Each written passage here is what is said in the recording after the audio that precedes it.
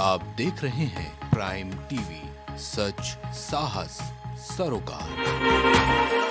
नमस्कार, मैं हूं मयूरी श्रीवास्तव। आप देख रहे हैं प्राइम टीवी। रुक करते हैं बड़ी खबरों की ओर। पश्चिमी यूपी के गैंगस्टर संजीव जीवा हत्याकांड में बड़ा खुलासा हुआ है। सूत्रों के मुताबिक इस हत्याकांड में नेपाल माफिया अशरफ का हाथ है। हमलावर ने संजीव की हत्या करने से पहले अशरफ से मुलाकात की थी। हत्या करने के लिए विजय को 20 लाख की सुपारी मिली थी। दरअसल घटना को अंजाम देने से ठीक पहले आरोपी विजय कुमार यादव नेपाल गया था। वहां से वह सीधे लखनऊ लौटा था। लखनऊ में ही विजय कुमार यादव को अमेरिकन अल्फा रिवॉल्वर उपलब्ध कराई गई। यहीं पर कोर्ट में आरोपी को संजीव जीवा की पहचान कराई गई थी। बता दें कि लखनऊ जेल में बंद अशरफ के भाई को जीवा ने बेइज्जत किया था। दाढ़ी नोचने की बात को लेकर जीवा को मरवाने की साजिश रची गई थी। आरोपी ने बताया कि बड़ी रकम के लालच में विजय ने जीवा के नाम की सुपारी ले ली थी। वहीं पुलिस मामले की हर एंगल से जांच कर रही है। बता दें, जीवा को मारने के लिए 20 लाख की सुपारी दी गई थी विजय यादव की। ये इस मामले में नया खुलासा हुआ है। बता दें, गैंगस्टर संजीव जीवा शूट आउट में ये बड़ा खुलासा हुआ है। वहीं जीवा मर्डर का नेपाल कनेक्शन भी सामने आ रहा है। जीवा को मारने के लिए ये बड़ी सुपारी दी गई थी। जीवा मर्डर का नेपाल कनेक्शन भी सामने आ रहा है। वहीं बता दें कि इस पूरे मामले पर एसआईटी गठित की गई है। वहीं लगातार इस मामले पर जांच पड़ताल की जा रही है और नई नई चीजें निकलकर सामने आ रही है। वहीं एक ये खुलासा हुआ है। और इस खबर पर अधिक जानकारी के साथ हमारे संवाददाता सागर हमसे जुड़ चुके हैं। सागर, गैंगस्टर संजीव जीवा हत्याकांड में बड़ा खुलासा हुआ है। नेपाल का कनेक्शन सामने आया है, क्या कुछ जानकारी? जी बिल्कुल मयूरी, जाहिर सी बात है इसमें जीवा के हत्याकांड में तरह तरह के नए नए खुलासे अब सामने आएंगे, क्योंकि विजय को कल देर रात जेल भेज दिया गया, क्योंकि उसकी हालत भी काफ़ी चोटिल बताई जा रही थी। इस वजह से उसको केजीएमयू में भर्ती कराया गया था। लेकिन शाम को 7 बजे की बात है, सीजीएम जो है केजीएमयू खुद पहुंचे, क्योंकि यहाँ पर जो विवेचक है विजय मिश्रा इंस्पेक्टर, उन्होंने कोर्ट में ये बताया था कि उसकी हालत ठीक नहीं है, वो कोर्ट लाने की स्थिति में नहीं है। तो उसके बाद सीजीएम शाम को 7 बजे वहाँ पहुँचे थे और उससे वहाँ पर पूछताछ की। पुलिस भी कई तरीके से पूछताछ कर चुकी थी। तो उसने ये बताया कि जो नेपाल में एक माफिया है अशरफ, जो मर चुका है माफिया अतीक अहमद, उसका भी मित्र था, उसका काफ़ी करीबी था। तो उससे वो अशरफ के संपर्क में आया और अशरफ ने मोटी रकम के लालच में देकर 20 लाख रुपए की उसे सुपारी दी। क्योंकि बात करूंगा विजय की, वो बेरोजगार था, उसे काफ़ी पैसों की भी ज़रूरत थी और घर की आर्थिक स्थिति भी काफ़ी ठीक नहीं थी। तो उसने ये जो अशरफ की तरफ से ये जो पूरी तरह से 20 लाख रुपए की रकम दी जा रही थी, उसने एक्सेप्ट कर ली, उसने पूरी तरह से स्वीकारी। उसके बाद से लगातार ये जो विजय यादव जिसने हत्या की, वो लगातार रेकी भी कर रहा था पूरे इलाके की। वो 1 महीने से तकरीबन 1 से 1.5 महीने से लखनऊ में रह रहा था और लखनऊ में रह के उसने ये भी बताया कि वो किसी एक के यहाँ रुका हुआ था। हालांकि फिलहाल इस नाम का अभी तक उजागर नहीं, क्योंकि सीसीटीवी फुटेज में साफ साफ ये भी देखा जा सकता है कि जो व्यक्ति माफ़ कीजिएगा विजय को वहाँ छोड़ने आया, विजय ने साफ साफ कहा था कि उसे एक व्यक्ति हाईकोर्ट के बाहर तक छोड़ने आया था। तो हाईकोर्ट के बाहर तक छोड़ने में तकरीबन 17 फुटेज देखे गए हैं, सीसीटीवी फुटेज। 17 में से 8 खराब थे और एक सीसीटीवी फुटेज में विजय और उसके साथ एक व्यक्ति बैठा हुआ है पीछे, वो नजर आ रहा है। फिलहाल अभी तक इस बात का खुलासा नहीं हो पाया कि वो व्यक्ति कौन था। दूसरी बात बता दूं, अशरफ का यहाँ कनेक्शन जो है नेपाल का वो माफिया है, उसका भाई अतीक अहमद यहाँ लखनऊ जेल में बंद है। तो उसने जो है जीवा ने उसकी बेइज्जती कर दी थी, काफ़ी बेइज्जती करने के बाद उसे गाली गलौज भी की थी जेल में और दाढ़ी भी नोची थी। इस वजह से अशरफ ये चाह रहा था कि उसने प्लान बना लिया कि अब वो जीवा की हत्या करवाएगा। तो उसको सॉफ्ट टारगेट के तौर पर विजय यादव मिला। विजय यादव को उसने 20 लाख रुपए की सुपारी दी और विजय यादव ने ये घटना को अंजाम दिया। फिलहाल सीजीएम कोर्ट की तरफ से 14 दिन की न्यायिक हिरासत है और अगली जो सुनवाई होगी वो 22 तारीख को होगी। लेकिन देखने वाली बात यह कि जो इस रिमांड के दरमियान पुलिस क्या कुछ विजय से निकाल पाती है, क्या कुछ ऐसे राज सामने निकल कर है। क्योंकि सबसे बड़ा सवाल ये भी है क्योंकि देखिए एक बहुत बड़ा कुख्यात माफिया है और उसको मारने के लिए केवल विजय का ही सहारा नहीं लिया जाएगा। और दूसरी बात ये कि इसके पीछे कौन लोग थे, और तीसरी बात ये कि इतना कुख्यात माफिया था तो इसकी जो पेशी है वो वीडियो कॉन्फ्रेंसिंग के ज़रिए भी करवाई जा सकती थी, क्योंकि अतीक अहमद और अशरफ अहमद की भी पेशी ऐसी होती थी और लगातार मुख्तार अंसारी की पेशियाँ भी ऐसी ही चल रही है। तो कहीं ना कहीं देखिए बहुत बड़े सवाल हैं, सवालों के तमाम सवाल हैं जीवा की मौत के पीछे। ये देखने वाला बात ये हो कि जो विजय है, विजय को रिमांड में रखा गया है 14 दिन की, उसके बाद वो क्या कुछ राज निकल कर सामने आते हैं। जी मयूरी। सागर, खुलासा ये भी हुआ है कि कोर्ट में आरोपी को संजीव जीवा की पहचान कराई गई थी और लगातार इस मामले में जांच पड़ताल जारी है। तो क्या और लोगों के नाम भी सामने आ सकते हैं? जी देखिए, यहाँ पर माफिया अशरफ और अतीक जो उसका भाई जेल में है उसका नाम सामने आ रहा है। और जो अशरफ है उसने विजय को उसकी जीवा की फ़ोटो दी थी और यहाँ पर एक लखनऊ में उसकी मदद की थी किसी ने। फ़िलहाल उस व्यक्ति का नाम अभी तक उजागर होकर सामने नहीं आया कि उसकी मदद किसने की और वो कहाँ रह रहा था, किसके साथ रह रहा था। ये तो रिमांड के दरमियान ही पता चल पाएगा कि वो व्यक्ति कौन था जिसकी मदद जो है विजय की मदद जो है वो लगातार कर रहा था। फ़िलहाल अभी तक इस बात की बता दूं पुष्टि नहीं हो पाई है कि वो व्यक्ति कौन था, लेकिन पुलिस जो है और एसआईटी की जो टीम है वो लगातार अशरफ और अतीक की कुंडलियाँ खंगालने में लगी है। और क्या कुछ दुश्मनी थी, क्योंकि देखिए विजय की बात करूंगा तो इसकी कोई निजी दुश्मनी नहीं थी जीवा से, जीवा को जानता तक नहीं था। इसके खिलाफ केवल 2 मुकदमे थे विजय के खिलाफ, वो भी मामूली से। तो हालांकि ये कोई मान के चलिए ये कोई गैंगस्टर नहीं था, ना ही कुख्यात अपराधी था, ना ही कोई शूटर था। तो कहीं ना कहीं देखिए विजय पर एक सवाल ये भी उठता है कि उसने मारा, लेकिन उसने ये बताया कि 20 लाख रुपए की उससे सुपारी दी। हालांकि फिलहाल पुलिस हर एंगल से जांच करेगी कि कहीं विजय झूठ तो नहीं बोल रहा है, कहीं अशरफ के नाम पर वो किसी और के नाम को छुपा रहा हो। बहुत सारे पहलू हैं, बहुत सारी चीज़ें हैं, बहुत सारे राज अभी निकलने बाकी। आप देखिए 14 दिन की न्यायिक हिरासत है, इसमें हर दिन कुछ ना कुछ खुलासे होंगे, हर दिन कुछ नया मोड़, नया एंगल सामने आएगा। वहीं दूसरी बात है, जो परिजन है विजय के, उन्होंने भी साफ तौर पे कहा था कि लखनऊ गया था क्योंकि ये मुंबई में काम कर रहा था, 3 साल मुंबई में रहा और उनके परिजनों का ये कहना था कि मुंबई में उसने ये इस बात से वो लखनऊ आया कि उसने कहा था कि मुंबई में अच्छी पगार नहीं है, अच्छी तनख्वाह नहीं है, तो लखनऊ जाके नौकरी करेगा। लेकिन ये घटना के बाद परिजनों को साफ साफ यकीन हो गया कि उसने सुपारी ली थी, इस वजह से वो लखनऊ गया था, ना कि नौकरी करने पे। अब मयूरी आप देखिएगा लगातार ये सवाल जो हमने जो किए हैं कि ये कौन लोग हैं, इसके पीछे कौन गैंग है, क्योंकि एक देखिए 5 से 6 लाख के पिस्टल मुहैया कराना, और ज़्यादातर बात करूँगा ये पश्चिम के जो गैंग हैं ये इस्तेमाल करते हैं। तो यहाँ पश्चिम का भी रोल सामने आ रहा है और एक तरफ नेपाल का भी रोल सामने आ रहा है। अब देखना ये भी दिलचस्प होगा कि क्या कुछ मामले सामने निकल कर आते हैं, क्या कुछ राज सामने खुल कर आते हैं। जी सागर, अगर मैं कोर्ट की बात करूं तो अभी कोर्ट परिसर में कैसी स्थिति बनी हुई है? क्योंकि कल से ही जो अधिवक्ता थे सुरक्षा को लेकर मांग कर रहे थे, अभी क्या कुछ स्थिति बनी हुई है वहां? जी देखिए, जाहिर सी बात है, देखिए कोर्ट परिसर में जो वकील हैं कल उन्होंने काम से एकदम अपनी सारे कार्यों से कार्य करने से मना कर दिया था, कार्य बहिष्कार किया था। उसके बावजूद भी वहाँ पर भारी सुरक्षा तैनात की गई थी, कोई अनहोनी ना हो, क्योंकि जाहिर सी बात है कोर्ट में सुरक्षा की मांग लगातार कर रहे थे वकील। और इस बीच जब जीवा का जो हत्यारा है विजय पकड़ा गया है, तो उस दरमियान कोर्ट में पुलिस और वकीलों के बीच झड़प भी हुई है और वकीलों की तरफ से वहां पर ईंटें भी फेंके गए थे। इसमें एक एसीपी चौक का जो है सर में गंभीर चोट लगी। उसके बावजूद भी पुलिस बल लगातार तैनात है। और हालांकि फिलहाल आज की बात बता दूं तो जो इससे पहले नहीं हुआ करता था, क्योंकि देखिए हादसों से ही सबक लेता है शासन प्रशासन, चाहे कोई भी विभाग हो। तो अब जो कोई भी कोर्ट परिसर के अंदर आ रहा है तो उसकी पूरी तरह से जांच की जा रही है, आईडी चेक की जा रही है। ये चीज़ें अगर पहले हो जाती तो इतने बड़े घटनाक्रम हो ही ना पाता, इतना बड़ा हत्याकांड हो ही ना पाता। लेकिन वही बात है, जाहिर सी बात है, इस पूरे मामले में 6 पुलिसकर्मियों को भी सस्पेंड कर दिया गया है जो जीवा की सिक्योरिटी में तैनात है। क्योंकि सामने बात ये भी आ रही है कि जब जीवा पर फायर हुआ तो जो पुलिसकर्मी थे उसकी सिक्योरिटी में 2 को छोड़कर बाकी के 6 लोग थे वो इर्द गिर्द हो गए थे, बाहर भाग गए थे। और एक जो सिपाही था उसके गोली लगी है और दूसरे के भगदड़ में उसके चोट लग गई। तो केवल 2 को छोड़कर बाकी जो 6 लोग थे वो भाग गए थे वहाँ से। तो उनको जांच के दरमियान, क्योंकि एसआईटी ने उनसे भी पूछताछ की है और एसआईटी ने उन्हें देर रात निलंबित कर दिया। जी धन्यवाद सागर, हमसे जुड़ने के लिए और तमाम जानकारियों के लिए।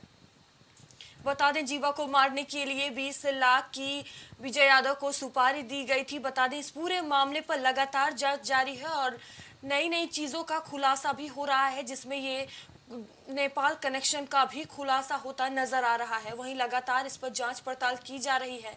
बता दें कि आरोपी को न्यायिक हिरासत में रखा गया है और पूछताछ की जा रही है। कोर्ट परिसर में गैंगस्टर संजीव महेश्वरी उर्फ जीवा की गोलियों से भूनकर हत्या मामले में 6 पुलिसकर्मियों पर गाज गिरी है। कचहरी के एंट्री गेट पर तैनात 6 पुलिसकर्मियों को परिसर में दाखिल होने वाले लोगों की चेकिंग में लापरवाही बरतने के आरोप में सस्पेंड कर दिया गया है। Head constable Sunil Dubey, head constable Mohammad Khalid, head constable Anil Singh, वहीं head constable Sunil Srivastava, constable Dharmendra, महिला कांस्टेबल निधि देवी को चेकिंग में लापरवाही के आरोप में सस्पेंड किया गया है। गौरतलब है कि बुधवार को पेशी के दौरान लाए गए संजीव जीवा की हत्या वकील के भेष में आए आरोपी विजय यादव ने कर दी थी।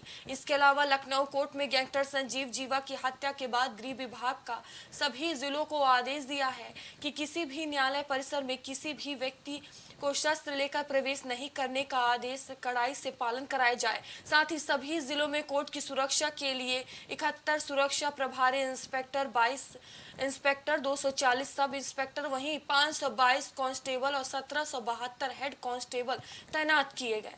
इसके अलावा सभी कोर्ट परिसर की सुरक्षा के लिए अतिरिक्त QRT टीमें लगाई गई, जिसमें 60 उप निरीक्षक, 112 हेड कांस्टेबल और 256 कांस्टेबल तैनात किए गए हैं। बता दें कि कल से ही सुरक्षा की मांग की जा रही थी। अधिवक्ताओं ने हत्याकांड को लेकर सुरक्षाओं को लेकर अधिवक्ताओं में आक्रोश देखने को मिल रहा था। लगातार वो सुरक्षा की मांग कर रहे थे। बता दें पुलिस की अभिरक्षा पर लगातार सवाल उठ रहे थे।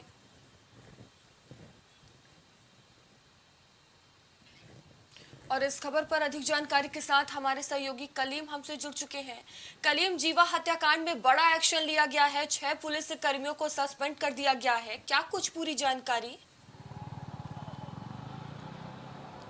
देखिए मयूरी जी, जिस तरीके से जीवा हत्याकांड हुआ था, इस हत्याकांड को अंजाम देने के बाद जिस तरीके से जो अधिवक्ता था उनका आक्रोश था, और आक्रोश के बाद अब जो कार्रवाई की गई है वो कार्रवाई केवल जो नीचे तबके के लोग हैं, जो सिपाही हैं, केवल उनके ऊपर कार्रवाई कर दी गई है, क्योंकि ये लोग गेट पर सुरक्षा के रूप में तैनात किए गए थे। क्योंकि अगर बात की जाए केवल क्या जिम्मेदारी केवल इन 6 कांस्टेबल की ही होती है, क्या इसमें जिम्मेदारी किसी सब इंस्पेक्टर या फिर SP रैंक के अधिकारी की नहीं होती है?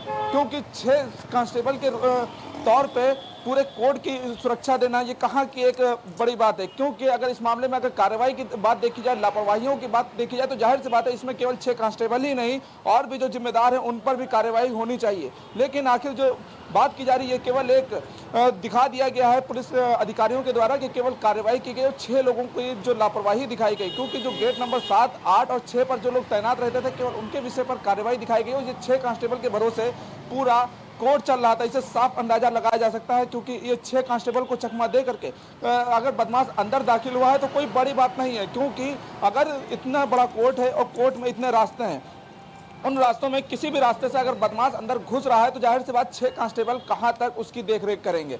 फिलहाल सवाल यह है कि आखिर कोर्ट के अंदर जो अब घटना हुई है उस घटना को लेकर जो अब सख्ती बरती गई है, जिस तरीके से पुलिस फोर्स तैनात की गई है, जिसमें सब इंस्पेक्टर और एडिशनल और QRT समेत जो हेड कांस्टेबल या सिपाहियों की जो तैनाती करने की बात की जा रही है, ये तैनाती आखिर पहले क्यों नहीं की है? क्योंकि वहाँ पर जो जज बैठते हैं, जज के साथ जो वहाँ पे अधिवक्ता आते हैं, अधिवक्ताओं के बीच में इस तरीके की घटना होना अपने आप में एक बड़ी बात है, कानून व्यवस्था पर सवाल है। लेकिन अब सवाल यह है कि आखिर अब जब घटना घट गई है तो घटना के बाद जो सख्ती दिखाई जा रही है तो उस सख्ती का आखिर क्या कुछ फायदा होगा? फिलहाल अब कई बातें हैं। फिलहाल देखना यह है कि जिस तरीके से इस घटना कांड के पीछे जो आरोपी है, आरोपी को फिलहाल जेल भेज दिया गया। रिमांड की जो बात है, रिमांड पर उससे जो पूछताछ के जो दावे किए जा रहे हैं, पूछताछ में जो आरोपी ने खुलासा किया है कि जिस तरीके से उसने जो इस हत्याकांड को अंजाम दिया है, जो अशरफ है और अतीक का नाम इसमें आया है, आखिर ये लोग कौन है, आखिर इससे उनका संपर्क क्या है? क्योंकि नेपाल के काठमांडू में इस पूरे हत्याकांड की जो सुपारी दी गई थी अशरफ के द्वारा, तो आखिर इस मामले में जो अब पुलिस जांच की बात कर रही, तो आखिर इस जांच के मामले में आखिर अब क्या कुछ खुलासा होगा, ये बड़ा सवाल है। क्योंकि जिस तरीके से पुलिसकर्मियों को सस्पेंड किया गया, जो आपने सवाल किया कि जो पुलिसकर्मी सस्पेंड किए गए, सुरक्षा व्यवस्था बढ़ाई गई, लेकिन जो अंडरवाल कोर्ट के अंदर सीसीटीवी कैमरों की निगरानी कर रहे थे, आखिर उन निगरानी में कौन पुलिसकर्मी तैनात है, क्या इस पर सवाल नहीं उठता है? क्या जिम्मेदार जो और अधिकारी हैं या एसपी रैंक के जो अधिकारी हैं, क्या उनके ऊपर जिम्मेदारी तय नहीं होती है? फिलहाल ऐसी कई बातें हैं जो उसको लेकर के, लेकिन सवाल अभी ये है कि आखिर कोर्ट की सुरक्षा व्यवस्था जिस तरीके से दुरुस्त करने की बात की जा रही है, दुरुस्त करने के लिए पुलिस फोर्स तैनात की गई है, तो देखना ये होगा कि दिलचस्प कि आखिर कोर्ट की सुरक्षा आखिर जिस तरीके से लोगों के को लगाया गया वो कितना इसको पुख्ता कर पाते हैं और सुरक्षा व्यवस्था किस तरीके से दुरुस्त कर पाते हैं। कलीम, ये भी जानकारी सामने आई कि संजीव जीवा की पहचान कोर्ट में ही कराई गई जब विजय यादव वहां मौजूद था और लगातार इस मामले पर जांच पड़ताल जारी है। तो क्या लगता है और भी लोगों का नाम सामने आ सकता है? क्योंकि जाहिर सी बात है किसी न किसी ने तो मदद की ही होगी। देखिए मयूरी जी, इसमें साफ है कि जिस तरीके से पूर्वांचल की हम बात करें तो पूर्वांचल का जो बाहुबली मुख्तार अंसारी कहा जाता है, लेकिन अगर बात की जाए जो उसके अगेंस्ट की, यानी कि जो जिससे उसकी दुश्मनी चल रही है, वो भी एक बाहुबली है, क्योंकि वो भी एक बड़ा माफिया है पूर्वांचल का। तो कहीं ना कहीं पुलिस इस मामले को लेकर के भी तफ्तीश कर रही है और उस कड़ियों को भी जोड़ रही है, क्योंकि जो मुख्तार का करीबी है उसको लेकर के जिस तरीके से बात हुई, जो डीलिंग हुई उसको लेकर के, और आखिर जिस तरीके से जो बयान दिया गया है पुलिस को आरोपी के द्वारा, जिस तरीके से पुलिस ने बताया कि आरोपी ने जो बताया है कि उसको कोर्ट के बाहर उसको वकील की ड्रेस मुहैया कराई गई, इसके बाद उसको रिवॉल्वर दी गई, कारतूस दिया गया और उसको गेट तक छोड़ा गया। फिलहाल जहां से वो दाखिल हुआ था उस बीच 18 कैमरे लगे हुए थे, लेकिन 18 कैमरों में लगभग आधा दर्जन से अधिक कैमरे खराब होने की भी बात सामने आई, क्योंकि जो और कैमरे हैं उसमें देखा गया कि इसके साथ एक और एक साथी था, क्योंकि जिस तरीके से उसके द्वारा बयान दिया गया उसमें साफ कहा गया कि उसके साथ एक और एक साथी था। लेकिन जब कोर्ट के अंदर पहुंचा तो कोर्ट के अंदर आखिर उसके साथ कौन था, क्योंकि जिस तरीके से विजय ने बयान दिया है, बयान में ये कहा है कि उसको जो है काठमांडू में, यानी कि नेपाल का जो काठमांडू, वहां पर संजीव की फोटो दिखाई गई थी और इसको 20 लाख रुपए की सुपारी दी गई थी। लेकिन इसमें जो एक बड़ी बात यह है कि जिस तरीके से उसका एक जो बयान है कि कोर्ट के बाहर उसको 5,000 रुपए दिए गए, रिवॉल्वर दी गई और इसको घटना के बाद जो बड़ी रकम थी वो देने की बात कही गई, लेकिन 5,000 रुपए में इस तरीके की हत्या करना अपने आप में एक बड़ी बात है। क्योंकि जिस तरीके से अगर सुपारी किलिंग की बात करें तो सुपारी किलिंग में एडवांस के रूप में पैसा पहले लिया जाता है। अक्सर देखा गया है कि जो सुपारी किलर होते हैं वो लगातार जो इस तरह के मामले करते हैं। और दूसरी बात इसमें यह है कि जो सहयोग वाली बात, आखिर जिस जेल में ये बंद था वहां पर जिस तरीके से मुलाकात हुई और जो बताया जा रहा था कि जो संजीव के द्वारा जो अशरफ के साथ वहां पर अभद्रता की जाती थी, इन सभी मामलों को लेकर कई पहलुओं पर तफ्तीश की जा रही है। लेकिन कहीं ना कहीं ये जरूर देखा जा रहा है कि जो पूर्वांचल का जो दूसरा माफिया है, जो मुख्तार का अगेंस्ट यानी कि विरोधी, उसको लेकर के भी तफ्तीश पुलिस कर रही है। लेकिन इस मामले में कई ऐसे सवाल हैं जिसका जवाब मिलना बाकी है। जैसा कि सवाल ये है कि आखिर जो विजय था इसका सहयोग कौन कर रहा था, इसको कोर्ट तक कौन लेके आया, इसके साथ आखिर जो मुखबरी हो रही थी, रेकी हो रही थी, रेकी में कौन सहयोग कर रहा था और इतनी सटीक मुखबरी किसने की थी। क्योंकि जिस तरीके से संजीव को कोर्ट लाया गया, कोर्ट के दौरान इसको वहां पर बैठाला गया, जो सुनवाई चल रही थी, सुनवाई के दौरान जैसे ही बाहर निकलना फिर दोबारा अंदर जाना, टारगेट करके किलिंग करना, तो ये सब कई अपने आप में बड़े सवाल हैं। क्योंकि असलहा लेकर कोर्ट के अंदर पहुंचना, आखिर कोर्ट के अंदर उसको असलहा किसने मुहैया कराई, इन सभी सवालों के जवाब अभी मिलना बाकी है। मयूरी जी, कलीम, अगर लखनऊ कोर्ट की मैं बात करूं तो अभी कैसी स्थिति वहां देखने को मिल रही है, कैसा माहौल है अभी वहां? देखिए फिलहाल तो अभी जिस तरीके से कोर्ट की बात करें, कोर्ट के अंदर जिस तरीके से घटना हुई है, तो घटना को लेकर के फिलहाल जो वकील हैं उन्होंने तो कार बहिष्कार कर दिया है, क्योंकि सोमवार तक की कोर्ट बहिष्कार करने की बात कही गई। इसके साथ ही जो वहां पर सुरक्षा व्यवस्था की बात की जा रही है, तो वहां पर जो कोर्ट है, कोर्ट की सुरक्षा व्यवस्था में काफ़ी पुलिस फोर्स लगाया गया है, पीएससी भी लगी हुई है, स्थानीय पुलिस लगी हुई है और समय समय पर जिस तरीके से अधिकारी हैं वो मॉनिटरिंग कर रहे हैं। लेकिन इसमें बड़ी बात यह है कि जिस तरीके से अब वहाँ पर सख्ती दिखाई जा रही है, सबकी आइडेंटिटी चेक की जा रही है, तो बिना आइडेंटिटी चेक किए अंदर नहीं दाखिल होने दिया जा रहा है। फिर चाहे जिस भी गेट की बात करें, चाहे गेट नंबर 7 की बात करें, 8 की बात करें, 6 की बात करें, सभी गेटों पर सुरक्षा व्यवस्था पुख्ता कर दी गई है। लेकिन सवाल यह है कि आखिर अब ये जो पहरा बनाया जा रहा है, ये पहरा पहले क्यों नहीं बनाया गया, या फिर अगर लापरवाही दिखाई गई थी तो लापरवाही में जिस तरीके से हाई सिक्योरिटी बैरक में बंद जो जेल में हाई सिक्योरिटी बैरक है वहाँ पर जो बंद था उसको जब पेशी के दौरान लाया गया तो फिर आखिर उस वक्त सुरक्षा के पुख्ता इंतजाम क्यों नहीं किए गए, जिसके कारण एक शूटर आता है और शूटर वहाँ पर शूट आउट की घटना को अंजाम दे देता है। क्योंकि ये कोई पेशेवर शूटर नहीं है, जिस तरीके से अभी तक इसकी घटनाएं सामने आई हैं तो इसमें साफ तौर से ये देखा गया है कि ये पेशेवर घटना नहीं है। और दूसरी बात यह है कि जिस तरीके से 5 से 6 लाख की उसको रिवॉल्वर देना, ये अपने आप में एक बड़ी बात है। और जो कारतूस है उसकी है, उस कारतूस एक कारतूस की कीमत जो बताई जा रही है वो लगभग 1.5 से 2 हज़ार रुपये, यानी कि एक कारतूस की कीमत 1.5 से 2 हज़ार रुपये। तो ये भी एक बड़ी चीज़ है कि आखिर इतनी महंगी रिवॉल्वर उसको देना और इस शूटआउट को अंजाम दिलाना। तो जाहिर सी बात है इसमें कहीं ना कहीं इस घटना के पीछे सफ़ेद पोस्ट नेता भी हो सकते हैं और या कोई बड़ा माफिया भी हो सकता है। क्योंकि जेल में बंद होने के दौरान जिस तरीके से ये सजा काट रहा था हाई सिक्योरिटी बैरक में, उस दौरान अगर जिस तरीके से अभद्रता की बात आई थी, जो अतीक और अशरफ की बात आ रही थी, क्या ये केवल कहानी बनाई जा रही है या फिर वाकई इस नाम का कोई अपराधी जो जेल में बंद है? इन सभी पहलुओं पर पुलिस जांच करने की बात कर रही है। जी करीम, तमाम ऐसे सवाल हैं जिनके जवाब मिलना अभी बाकी है। बहुत बहुत धन्यवाद आपका हमसे जुड़ने के लिए। बता दें कि इस पूरे हत्याकांड में 6 पुलिसकर्मियों पर गाज गिरी है। कचहरी के एंट्री गेट पर तैनात 6 पुलिसकर्मियों को पुलिस परिसर में दाखिल होने वाले लोगों की चेकिंग में लापरवाही बरतने के आरोप में सस्पेंड किया गया है। वहीं इस पूरे मामले पर लगातार जांच पड़ताल हो रही है। आरोपी को न्यायिक हिरासत में रखा गया है और पूछताछ की जा रही है, जिसमें नए नए खुलासे हो रहे हैं और अभी ऐसे तमाम जवाब हैं जिनके जवाब मिलने बाकी हैं। फिलहाल अभी के लिए इतना ही। देश दुनिया की तमाम खबरों के लिए बने रहिए प्राइम टीवी के साथ। नमस्कार।